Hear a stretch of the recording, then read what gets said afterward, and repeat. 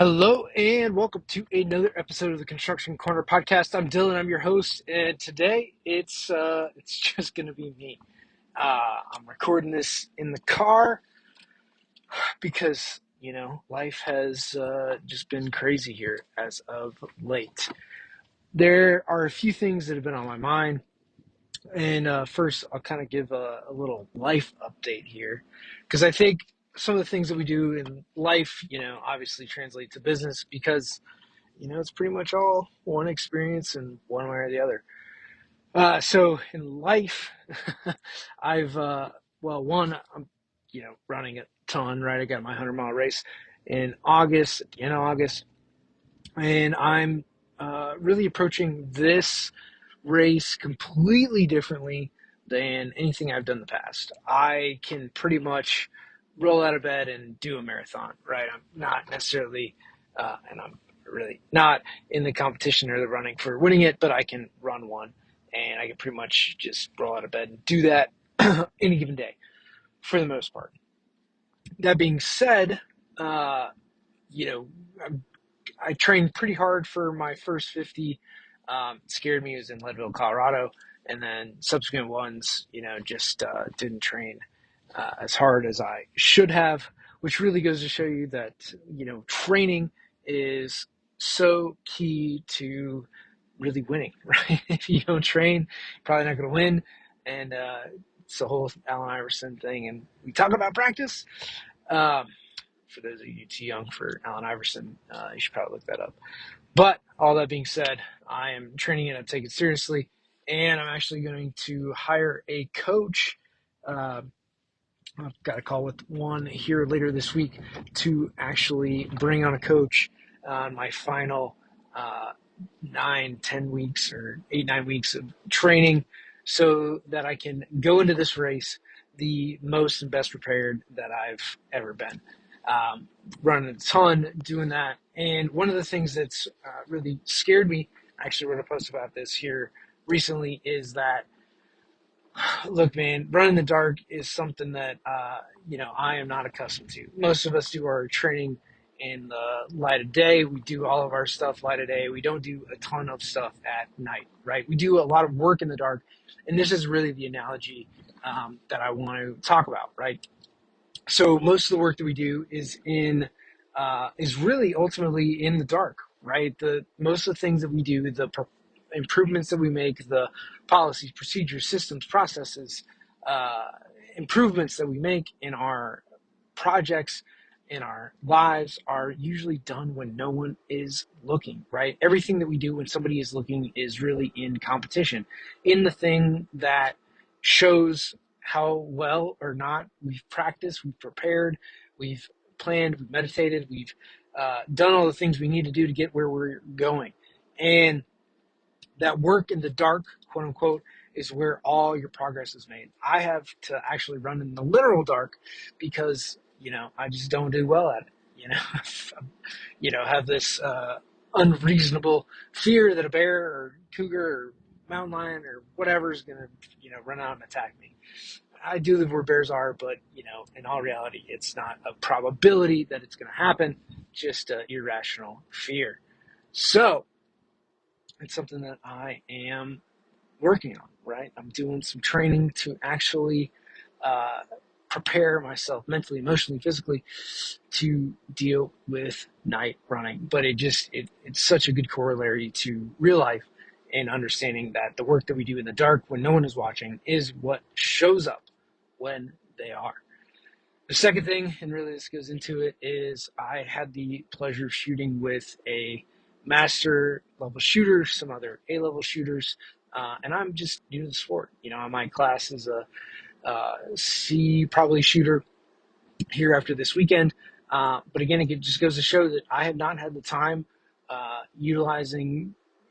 practicing with my weapon that some of these other guys have. They've been in the sport for a very long time, for years, and they have, not only their shot cadence down, their reloads, right, their movements, their footwork, their eye line, like everything is dialed in to a much, much higher level than me. And it's just been amazing to watch them as I become a better shooter, right? It's another skill, another talent, another thing that I've picked up, and it's cool to be a beginner and understand all the nuances that go into the sport, and just knowing and understanding, what it takes in training to get results. And a lot of that is, just time under tension, right? Time handling, time practicing, time to do all this stuff. It's like any other skill that you're looking to learn and acquire.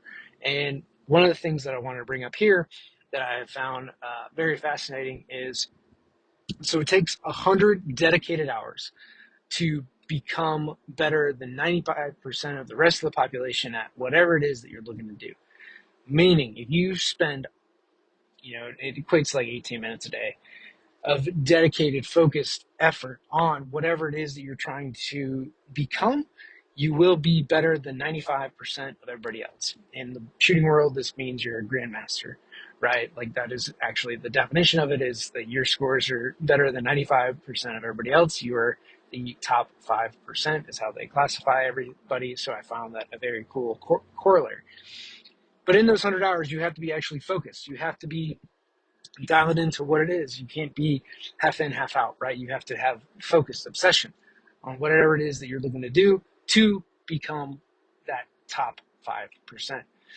Far too often, none of us are focused enough on the thing that we're looking to achieve.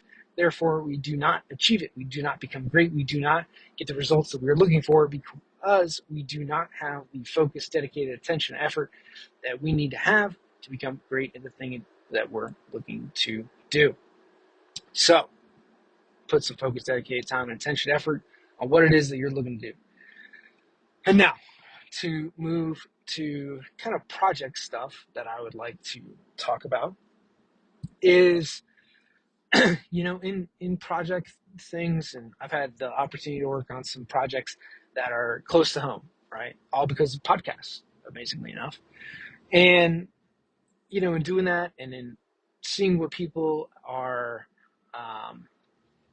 working on, what people are used to, man, when you just respond to people, when you are quick, attentive, you know, understanding of their needs and what they're looking for, man, it is such a different world and response that, frankly, it was just amazing to me, right? I just did my normal thing where I was attentive and responsive and on it, right? For a small project that was just, down the street from me for a little park.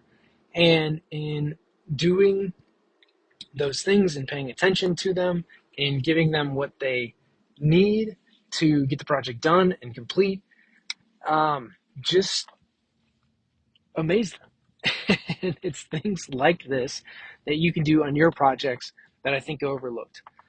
The more time, the more attention, the more effort and energy that you can spend with your clients, give them the attention that they need, they deserve, they want from you on their project, right? They are the only thing that you should never be working on, right? There's no other project that exists. It's only their project. And if you treat every project like that, you're going to have a better result for your clients. And the more that we can do this, the better off we're going to be, and the more projects that we're going to be able to win. It's really that simple. This isn't complicated, guys, and it's something that we need to continue to focus on. All right, so not only are projects important, right, in responding to people effectively, efficiently, all those kinds of things, it is also extremely important to have your systems, processes, all your notes, checklists, strategies down so that you can efficiently and effectively execute on your projects so that nothing gets missed, right? One of the biggest things that really eat into profits is, that little thing called errors and omissions, right? We don't want to have any errors. We don't want to have any omissions. We don't want to leave anything off of a project, right? We want it to be complete, done, efficient, effective, and not have to miss anything or go back and redo any sort of work.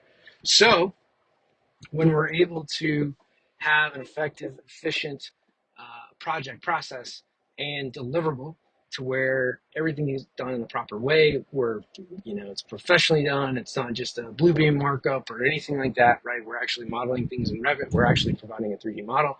We're actually doing all the things that we say that we're doing and adhering to our contracts, which, as you know, I have hammered on contracts and what those should actually be read. And when you actually read your contracts and actually adhere to them, or actually mark them up and say what you're going to deliver to your clients, you're going to have, just better dialogue, better conversations, and, get it all right from the start. And then you got to convey to your teams what's actually in those contracts so that you make sure that you're doing the work that's in them and delivering what your client expects at the end of the day.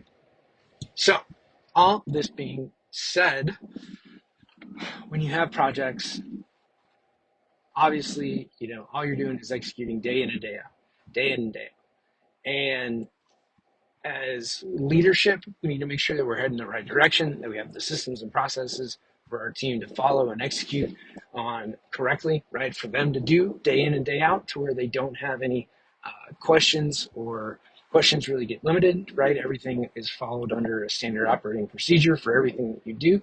That goes for how to set up a project, how to set up a title block, how to set up a sheet, how to open up a job site, right? How to check everybody in, check everybody out, right? How to do safety, make sure that your safety inspections are done on a daily basis, right? There's all these things that need to be checked on that list, and the easier the list is, right? You just go down it, you check them off, and you move on.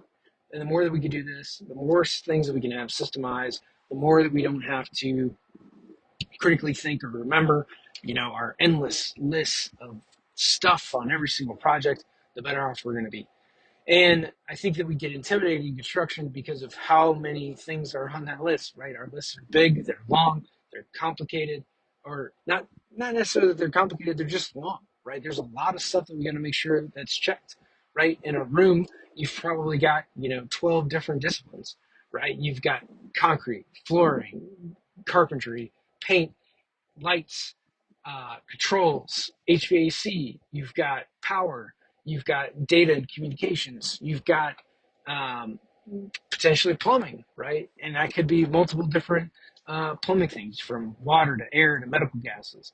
So in any given, you got nurse call, you got fire alarm. So in any given room, you have, all these disciplines that have to be involved at certain points at certain times. And we're so accustomed to these complex, schedules, these long lists of items, that we are intuitively aligned with it because we've been doing it for so long. But to bring a new person on, it becomes hard. It becomes overwhelming. They don't know where to start, right? When there's a lot of things that you don't have to worry about today. And this is another big point, is to focus on where your feet are. I have so many problems doing that, in that I'm looking ahead, right? I'm looking to the future. I'm not looking at where my feet are, what my next step is, right? I'm thinking 10, 20, 30 steps down the road. And in a lot of ways, it's good. In a lot of ways, it's also bad, right?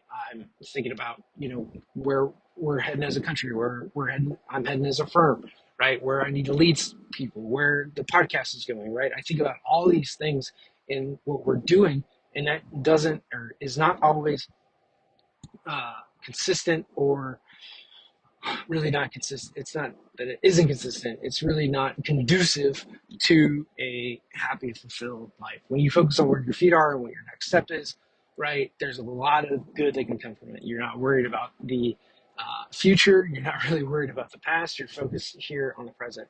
And that leads to a lot of happiness, right? You have really no worries outside of what is happening right now. And so long as right now is good, you're in good shape, right? Like, I'm driving, there's no worries, there's no concerns, there's no problems, there's no issues. There's nothing to concern myself with. However, if I start to think about what's going to happen, when I get home, what am I going to eat later tonight? What am I going to do?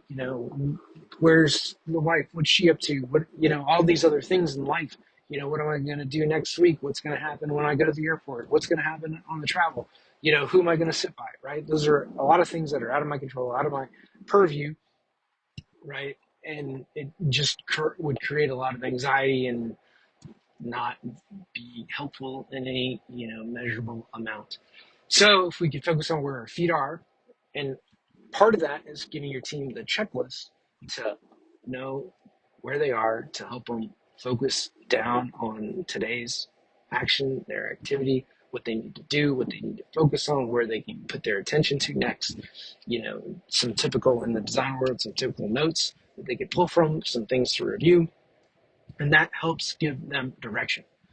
Design firms do not do this, right? There's not that checklist. There's not that huge list of systems, procedures, standing operating procedures. There's not there's the template for all the notes to put in a project, but there's not every room, every system, every piece, every project, right? That doesn't get created. It's not checked. It's not reviewed. There's none of that. It's just we go room by room and make sure that all is there. We do it by a senior person, and that senior person hopefully does not make a mistake or leave something to chance or miss a review. Right? It's done on a just trust basis. Right? There's not a system in place to keep them to keep everybody accountable. Right? And it's not to hammer on anybody. It's not to punish anybody. It's just to make sure that everything gets done the way we said we were going to do it, so nothing gets missed, no errors occur, no omissions occur, and we have a successful, great project, right? It helps everybody out. Contractors are happier because they don't have to go through the change order process. Everything is on the drawings that needs to be there. It's easily bid. There's no questions. There's no, pricing issues that come up later, right? Everything gets handled up front. It's in everybody's best interest to have a great set of drawings up front. And this is the thing, too, that I miss with Cowabunga Studios. Not everybody wants to do and use software, right? Software is not in everybody's interest to learn, right? They don't want to have to go through and figure out how to learn a new system, learn a new process. They don't want to change how they're doing things. So what we're doing with Cowabunga Studios is we're now offering a service component to what we do, right? Where we can take your project through 75% construction documents to, basically give you that full set of documents, right? The only thing that we're not going to do is specifications, sign and seal, and that final approval.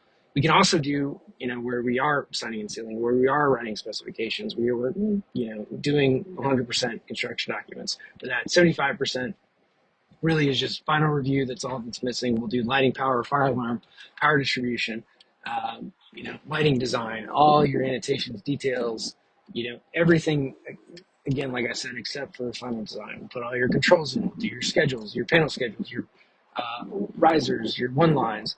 We'll do it for all your low voltage stuff, your card readers, cameras, access control, door position switches, data racks, cable tray, everything throughout your model or your Revit project. We're going to model, we're going to place, we're going to annotate, we're going to provide a full set of construction documents that are in line with your specifications and standards.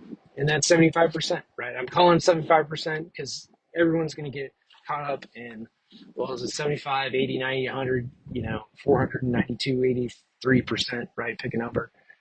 But we'll just call it a 75% set, right? Everything's going to be annotated, outlined, done, circuited, right? Ready for you to review, sign and seal, put specs around, be good to go. So, and then those will all have fixed prices, because there's nothing that I hate more than nickel and diamond people, right? So I don't fly Spirit. It's really why I fly Southwest.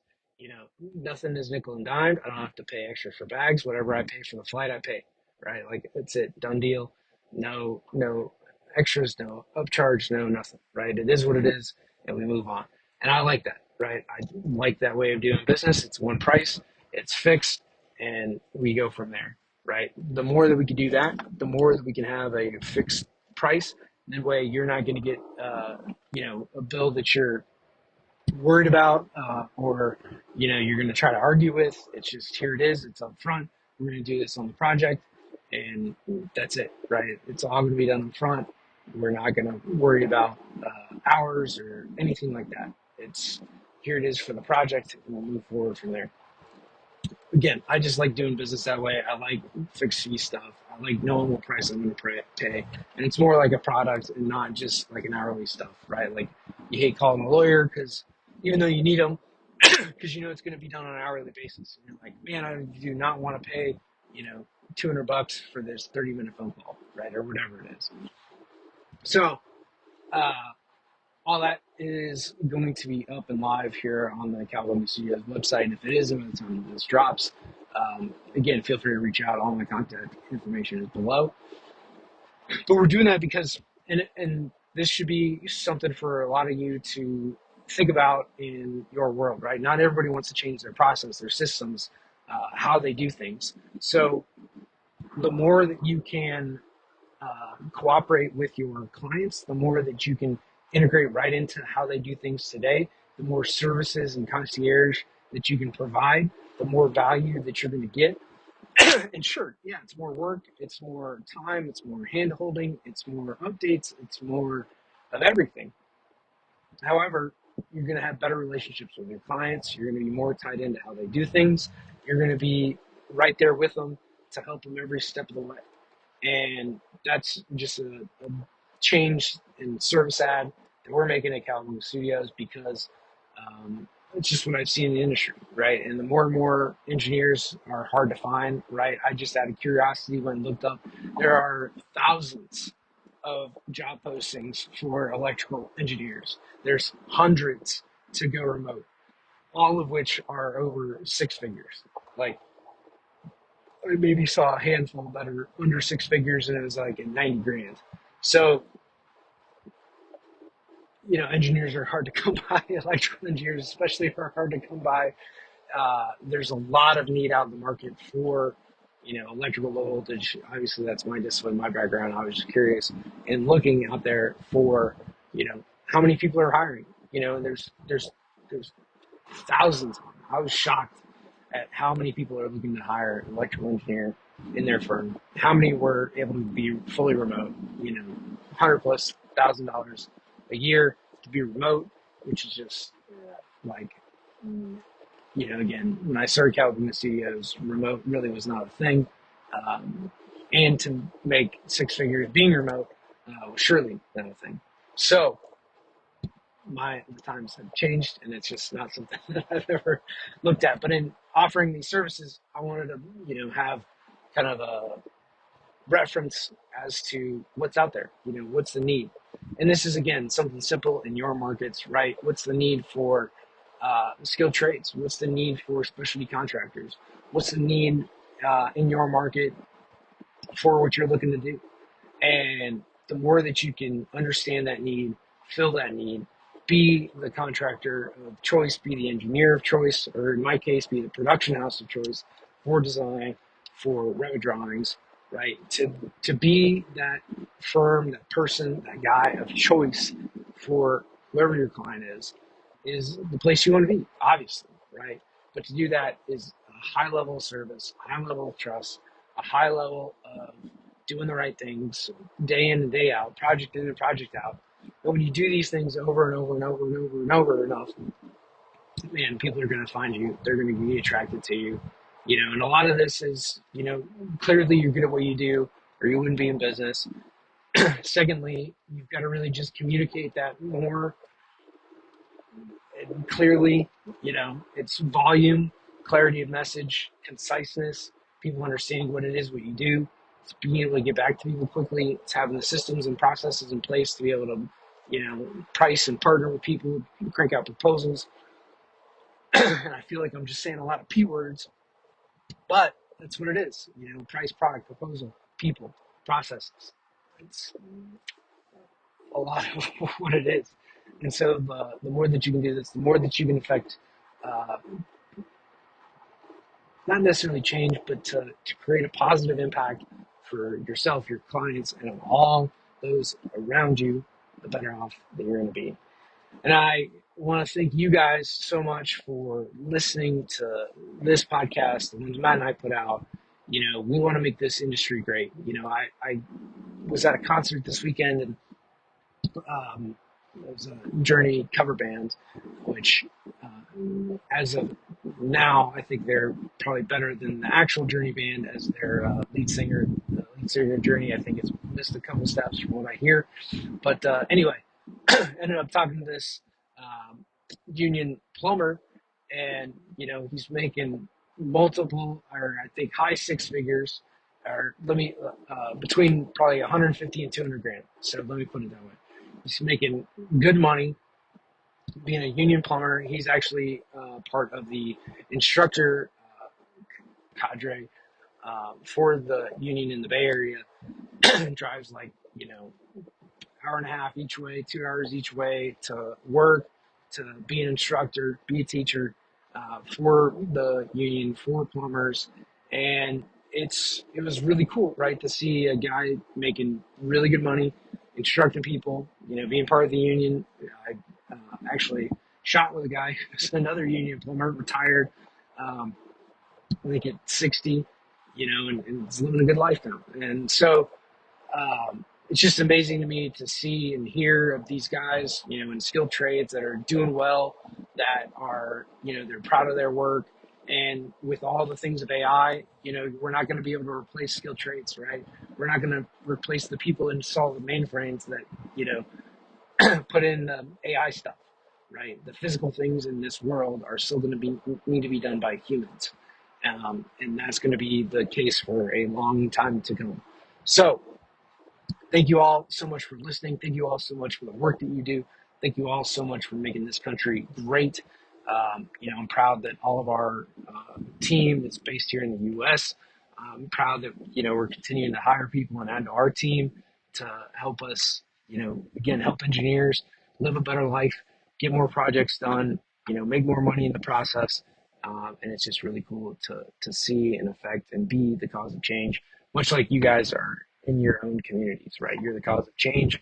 You're the catalyst for that, and you're just a source of good in this world. So thank you so much for doing what you do. Thank you so much for listening to this podcast, and share the show if you feel like it. And if not, we'll see you guys right back here next week on the Construction Corner podcast. Until next time.